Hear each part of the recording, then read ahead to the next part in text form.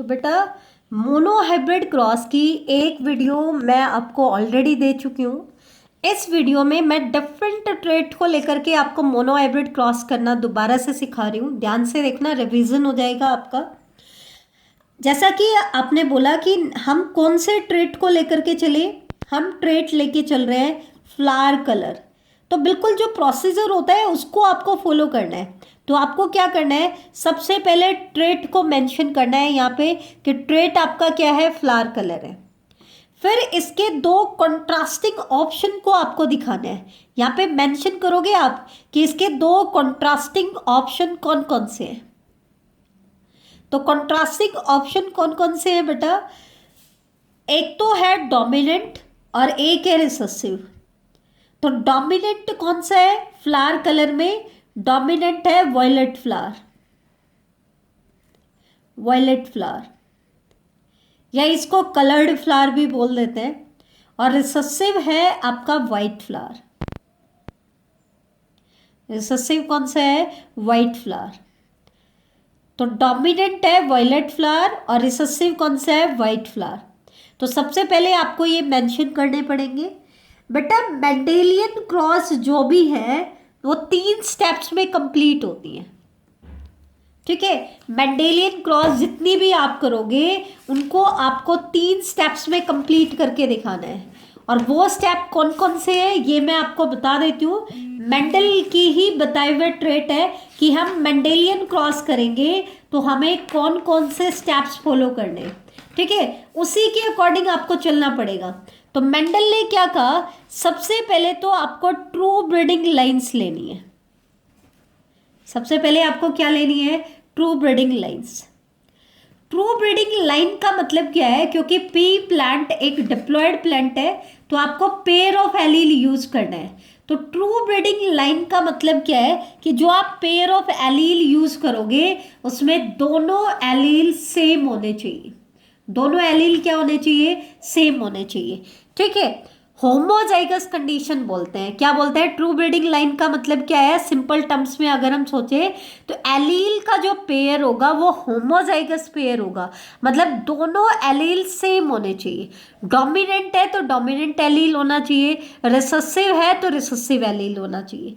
तो सबसे पहले आपको ट्रू ब्रीडिंग लाइन्स लेनी है, फिर इनके बीच में हाइब्रिडाइजेशन कराना है। हाइब्रिडाइजेशन क्यों कह रहे हैं बेटा, क्योंकि जो पी प्लांट है ये क्लिस्टोगैमस फ्लावर की प्रोडक्शन करता है। किसकी प्रोडक्शन करता है, क्लिस्टोगैमस फ्लावर। क्लिस्टोगैमस फ्लावर मतलब क्लोज्ड फ्लावर।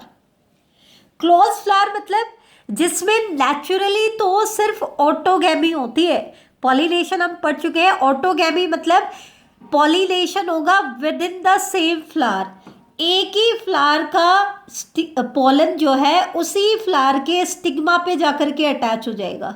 एक ही फ्लावर का पोलन इसी के स्टिग्मा के ऊपर जाकर के अटैच हो रहा है।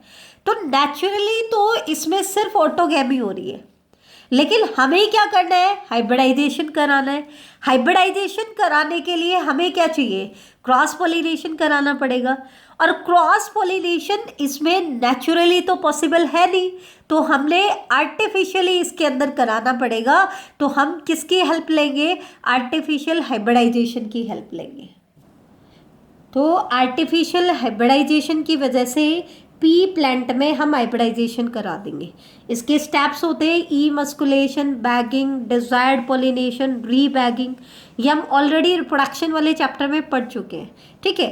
अब आपको क्या करना है, एलील मेंशन करना है। तो मान लो आपका डोमिनेंट ट्रेट है वायलेट फ्लावर, तो आपको डोमिनेंट एलील मेंशन करना है।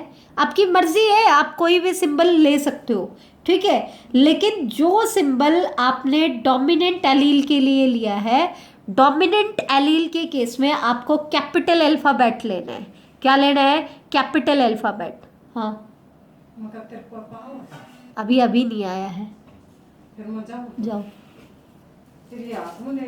जाओ ना थैली में ले जाओ, ठीक है। मैं ये बोलिए मैंने डोमिनेंट एलील के लिए आपको कैपिटल अल्फाबेट लेना है। क्या लेना है, कैपिटल अल्फाबेट। मान लो यहाँ पे वायलेट फ्लावर है तो मैं डोमिनेंट एलील को कैपिटल वी ले रही हूँ।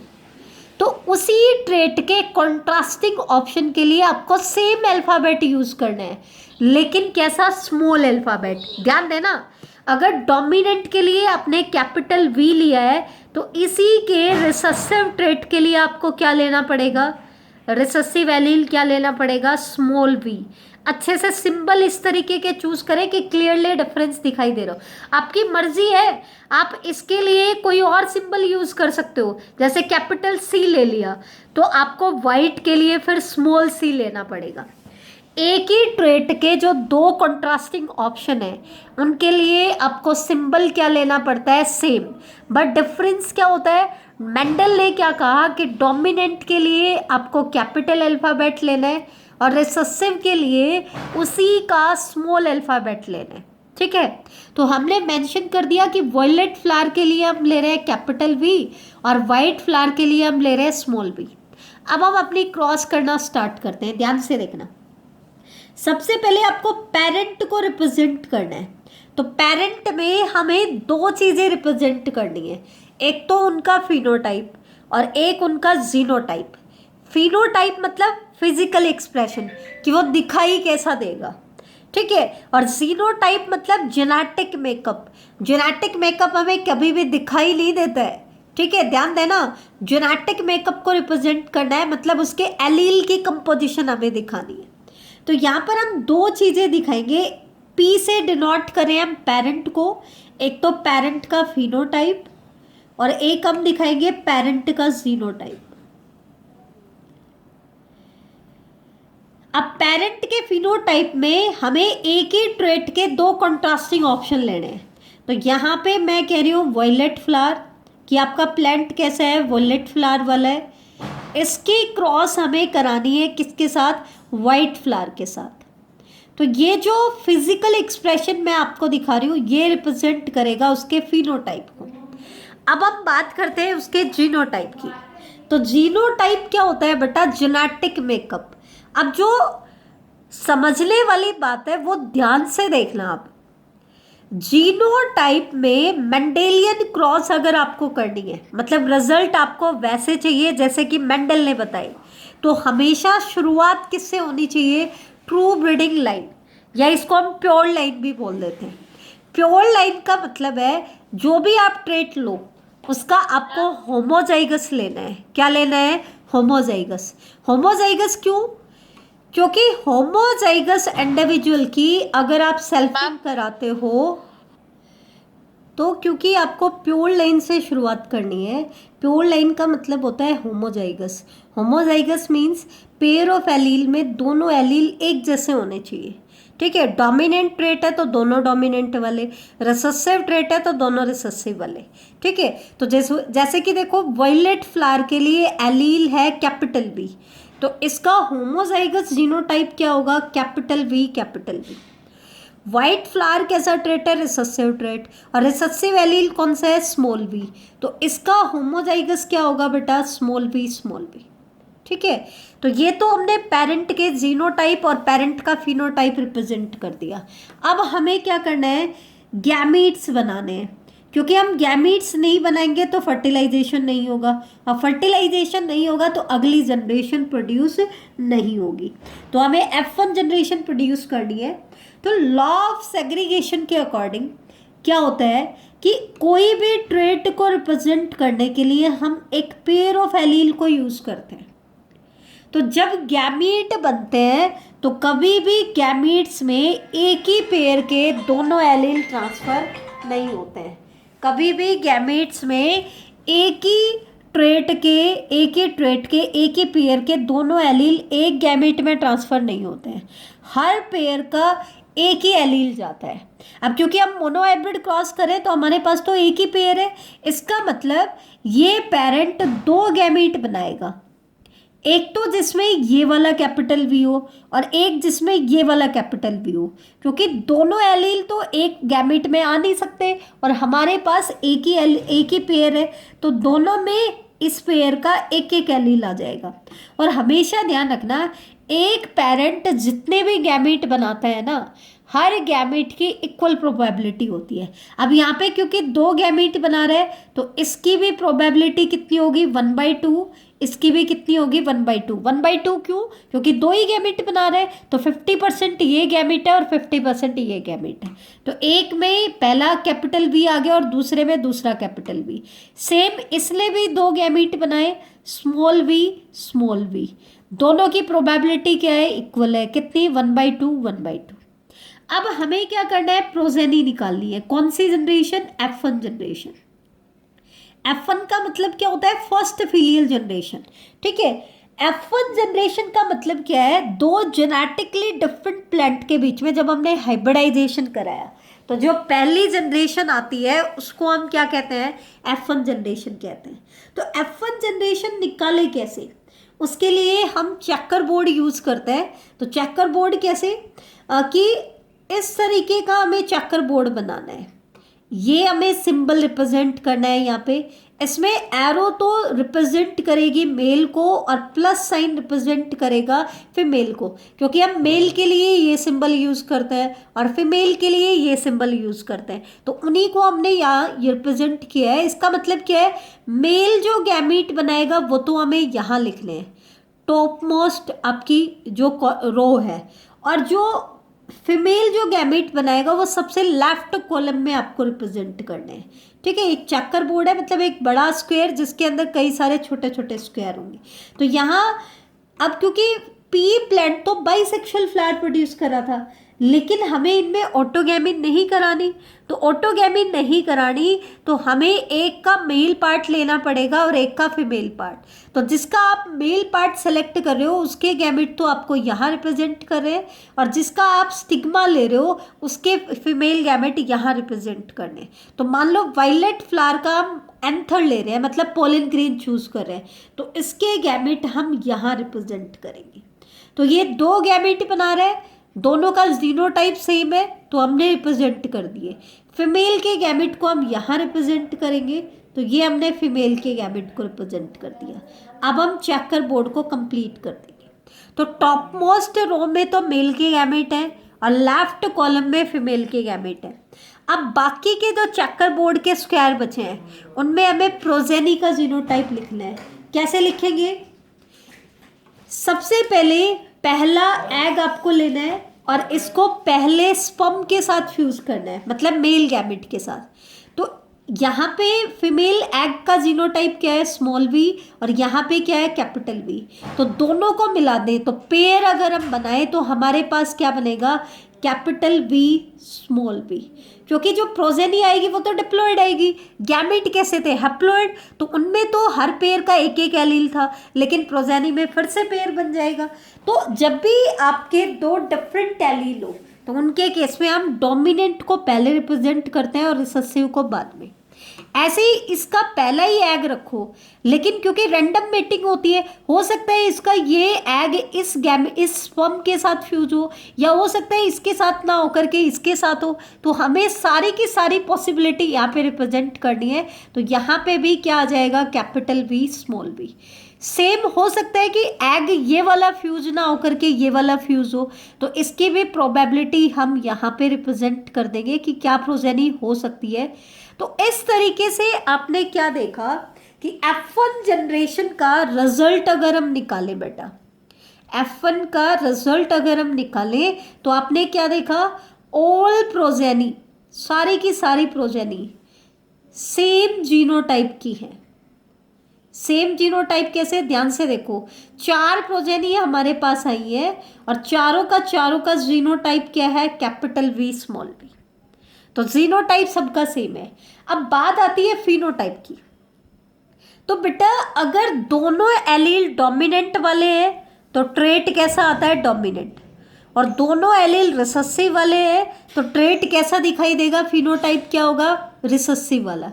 लेकिन अगर एक एलील डोमिनेंट वाला है और एक एलील रिसेसिव का है तो हमेशा जो ट्रेट दिखाई देता है, फिनोटाइपिक एक्सप्रेशन आता है, वो किसका आता है? डोमिनेंट का। तो यहाँ पे डोमिनेंट कौन सा है? Capital V. और कैपिटल वी का एक्सप्रेशन क्या है? Violet flower. तो इसका मतलब इन प्रोजेनी का फिनोटाइप क्या आएगा? Violet flower. हमने कहा था ना कि जो ट्रेट F1 जनरेशन में दिखाई देता है वो कौन सा होता है, डोमिनेंट। तो देखो जब हमने वायलेट फ्लावर की वाइट फ्लावर के साथ क्रॉस की, ये तो हम क्रॉस करके दिखा रहे हैं, लेकिन जीनोटाइप हम देख थोड़ी ना सकते हैं, फिजिकल एक्सप्रेशन हमें दिखाई देता है। तो जब हमने इसका फिजिकल एक्सप्रेशन देखा तो हमने क्या नोटिस, तो F1 का फिनोटाइपिक एक्सप्रेशन क्या आया, वायलेट फ्लावर, सारी प्रोजेनी वायलेट फ्लावर की है, दूसरा ट्रेट विजिबल ही नहीं है। तो हमने रिजल्ट क्या देखा कि F1 में only dominant trait is visible. सिर्फ क्या होता है, डोमिनेंट ट्रेट विजिबल होता है, रिसेसिव ट्रेट दिखाई नहीं देता है। ठीक है, अब क्वेश्चन आता है कि अब हमें नेक्स्ट जनरेशन निकालनी है, F2 जनरेशन।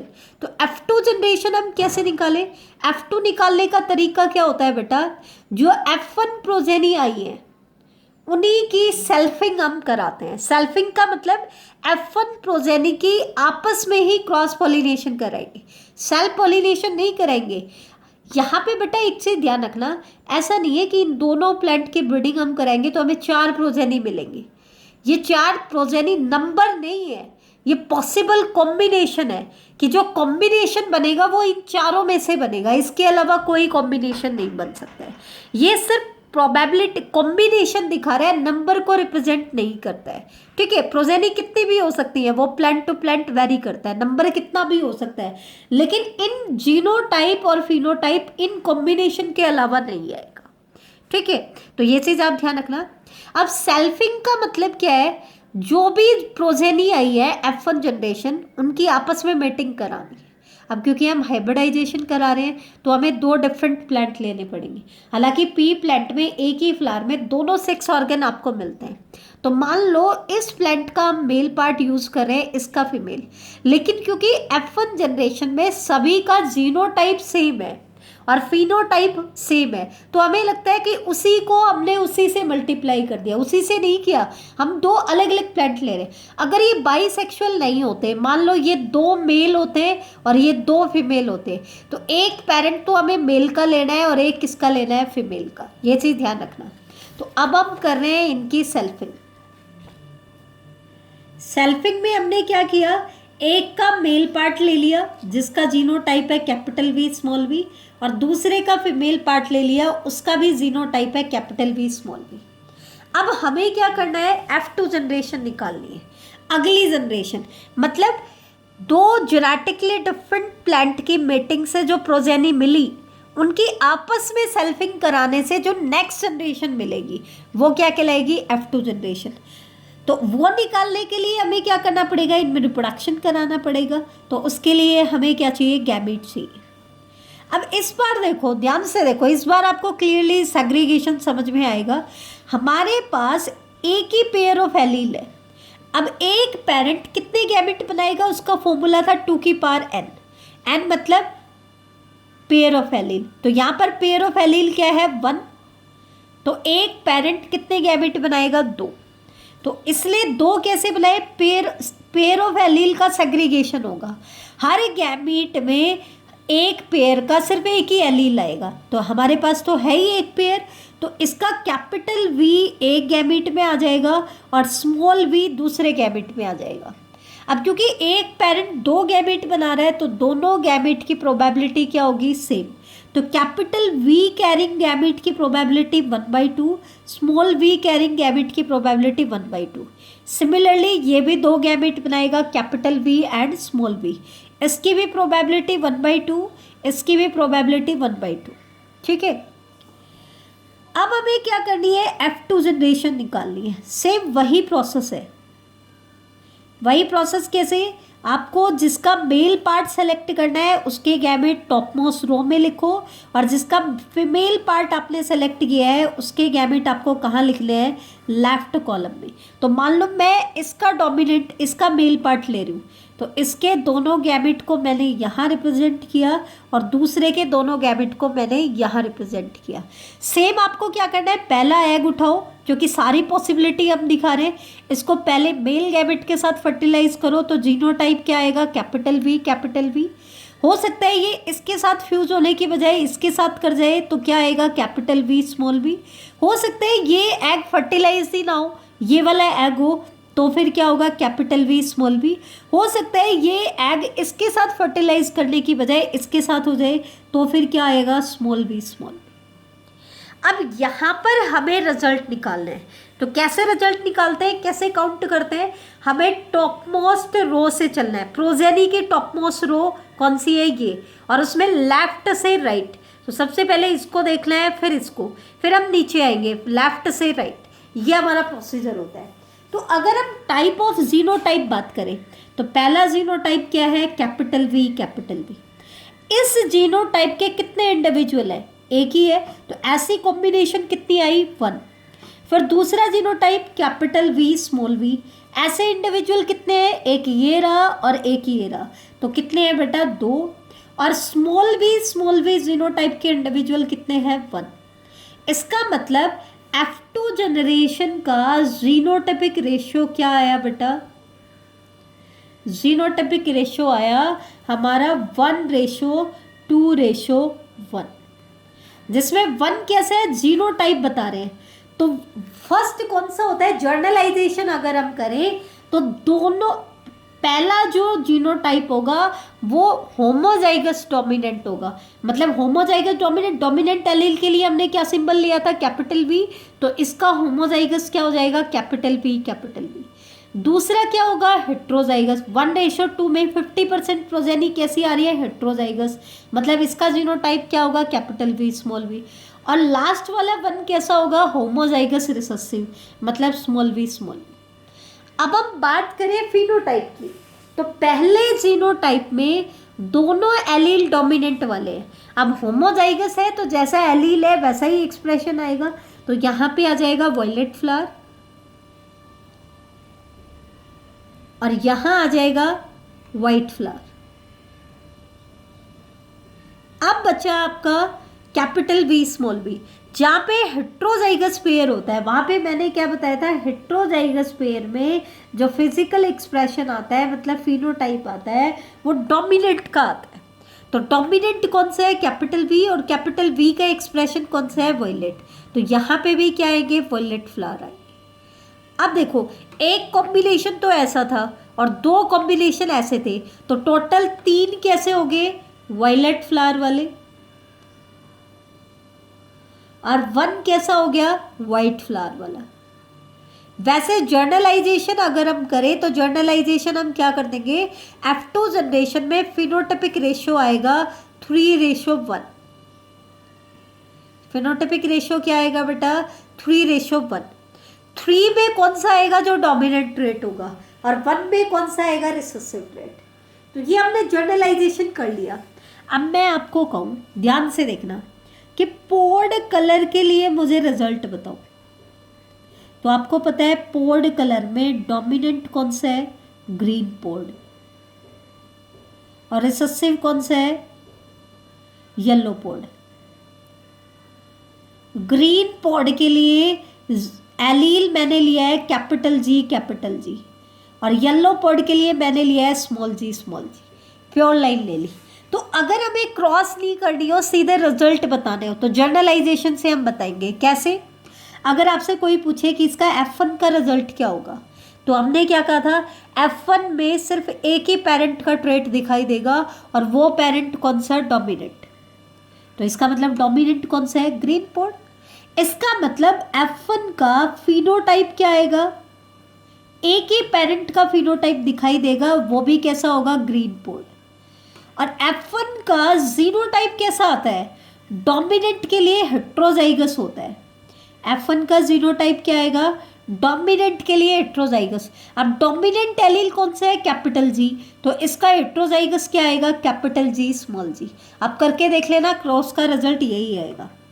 F2 जनरेशन का रिजल्ट पूछ ले, मैं कहूँ कि फिनोटाइपिक रेशियो बताओ, तो अभी हमने ऊपर जर्नलाइजेशन किया था कि फिनोटाइपिक रेशियो क्या आएगा बेटा, फिनोटाइपिक रेशियो आएगा 3:1। अब आपसे पूछ ले 3 कौन सा, 1 कौन सा, तो हमने ऊपर जर्नलाइजेशन किया था, 3 में कौन सा, डोमिनेंट कौन सा है, ग्रीन पोर्ड, तो 3 तो आएंगे ग्रीन पोर्ड, और 1 क्या आएगा, येलो पोर्ड। ऐसे ही आप जीनोटाइपिक रेशियो को निकाल लो। जीनोटाइपिक रेशियो हमें याद करना पड़ेगा कि मोनो हाइब्रिड क्रॉस का जीनोटाइपिक रेशियो क्या आता है, 1:2:1।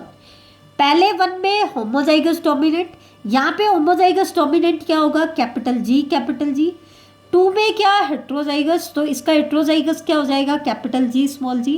और लास्ट 1 में क्या आएगा, होमोजाइगस रिसेसिव, तो इसका होमोजाइगस रिसेसिव क्या हो जाएगा, स्मॉल जी। और इसी तरीके से हम इनकी प्रोबेबिलिटी निकाल सकते हैं। प्रोबेबिलिटी कैसे, F2 जनरेशन में टोटल प्रोजेनी कितनी है, 4। अब मैं आपसे ये पूछूं कि वॉयलेट फ्लावर की प्रोबेबिलिटी बताओ, तो 4 में से कितनी वॉयलेट आ रही है, 3। तो टोटल प्रोजेनी जो आती है उनको तो हम नीचे लिखते हैं, और उस पर्टिकुलर कॉम्बिनेशन का जो नंबर होता है वो हम ऊपर लिखेंगे। तो इसका मतलब वॉयलेट फ्लावर आने की प्रोबेबिलिटी क्या है, 3/4। वाइट फ्लावर आने की क्या प्रोबेबिलिटी होगी, 1/4। ऐसे ही जीनोटाइप की भी बात कर सकते हैं। होमोजाइगस डोमिनेंट जीनोटाइप की प्रोबेबिलिटी क्या आएगी, 1/4, क्योंकि 4 जीनोटाइप है, 4 में से 1 आ रहा है। हेट्रोजाइगस की क्या आएगी, 2/4, कट करोगे तो कितना आ जाएगी, 1/2। और होमोजाइगस रिसेसिव की क्या आएगी, 1/4। तो इस तरीके से हम जीनोटाइप की पूछे या फिनोटाइप की, हम प्रोबेबिलिटी भी बता सकते हैं। तो ये थी बेटा मोनोहाइब्रिड क्रॉस।